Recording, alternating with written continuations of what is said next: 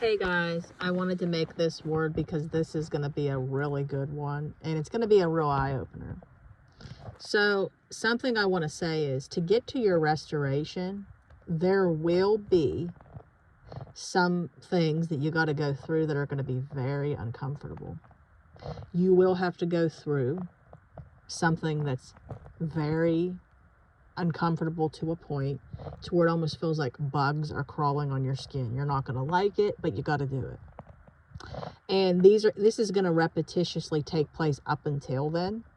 And there's going to be something really big that takes place. Okay? This is most case scenarios. Like I said, I'm going by the biblical standpoint as well. So let's take David. He had to go through Goliath to get to his promise. Moses had to go through the Red Sea to get to his promise. Can you imagine, guys, for a second, what they felt? Can you imagine? David just didn't feel, oh, I want to do this. You know, I'm going to be able to take this. He was a little shepherd boy. He was filled with discomfort.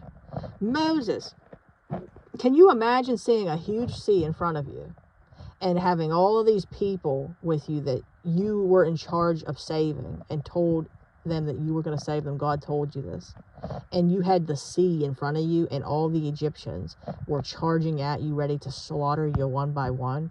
And one of them being the brother you grew up with. Can you imagine that pain, that agony, that discomfort?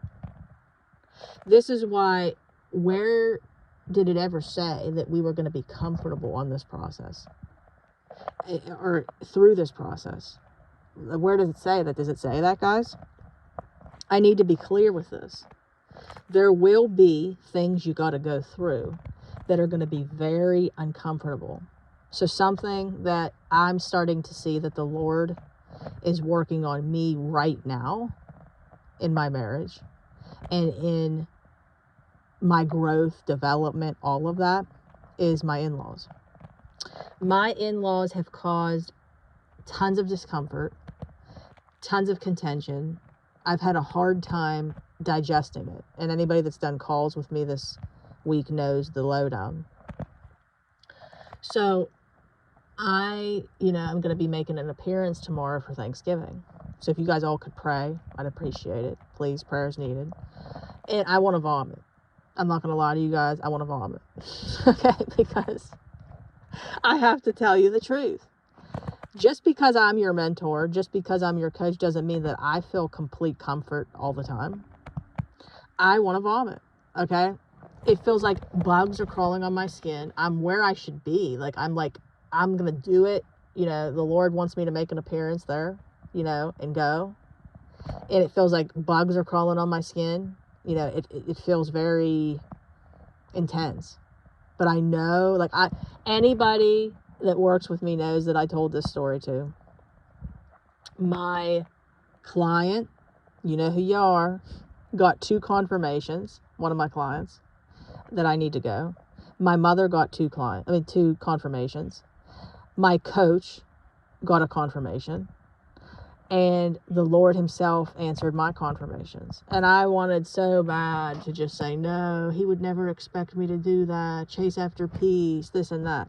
And for whatever reason, he wants me to go. And my husband's happy about it. It's so weird. But I'm thinking to myself, why does it matter? If me and your mom don't really see eye to eye. And in some strange way, he's happy about it, And God's doing this for so many things. He's doing it to answer prayers of my husband, desires of my husband. He's doing things in me to make me be fearless more and be able to walk in there with my back up with confidence in the Lord and know that he is my rock, my shepherd, my salvation. Okay? I do not fear. Something that I learned through the separation with her is we were separated for 7 months. And something I learned was God was taking me on a healing journey. He was truly taking me on a healing journey. He wanted me to really work on forgiveness because I thought that I completely forgave her and I didn't. I thought that I did though. And this was confirmed out in Tennessee, actually, from a prophet. And I had to work on that healing. I had to scream, cry, let it out. Okay? I had to release it. I had to keep giving it to God. And God was building me up to become bold, fearless, and confident. Okay? I had to go through the rejection of my husband and my son going over there without me. I had to go through this pain. And through that pain, guys, you know, the rejection over and over, guys, it made me become more confident. It made me become more bold, more fearless. It made me be healed of things that don't really matter. Like, does it really matter, honestly, with gossip? Like, there's so much bigger stuff. That's something that my coach and I were just talking about the other day about gossip with women. You don't think it's right, you don't stand for it, you set boundaries and stuff, but it's something that, like, when you look at that, you're just like, whatever. Like, if you really want to gossip, God sees, you know what I mean? I could sit at this table with you and I can break bread with you like Jesus did with the sinners, but it's not going to affect me. I can sit here and I, like, for instance, make the first move with you guys and do this without, like, the pride in me is gone, is my point. The humility, I walk in complete humility and I have to keep checking myself. But the pride in me is trying to fight me, saying, well, you want to go there, and basically she didn't really even apologize. Well, she apologized in her own way, guys. She apologized in her own way, and this is what I'm talking about when it comes to restoration with you guys. They may not apologize to you, flat out saying that they're sorry. They may apologize in their own way, whether it's taking accountability for what they said about you, but more or less being kind and showing kindness back. There's so many different ways God will do it.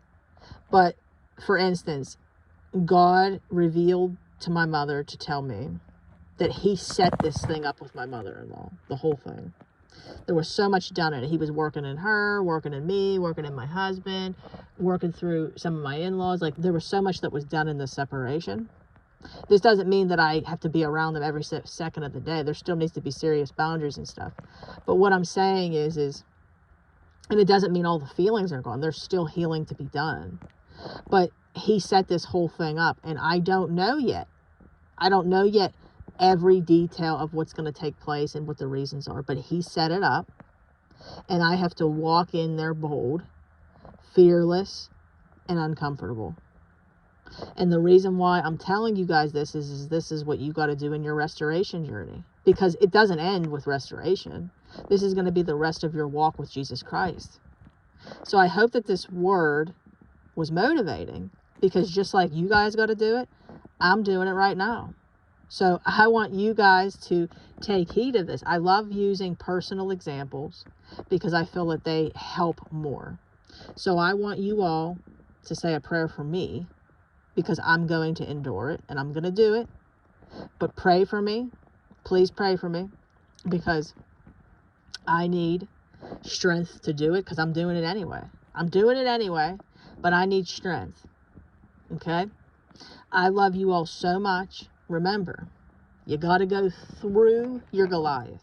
You got to go through your Red Sea to get what is on the other side.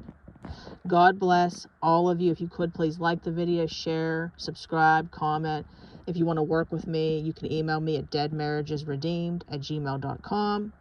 You can come on over to our Facebook group. We would love to have you. Dead Marriages Redeemed.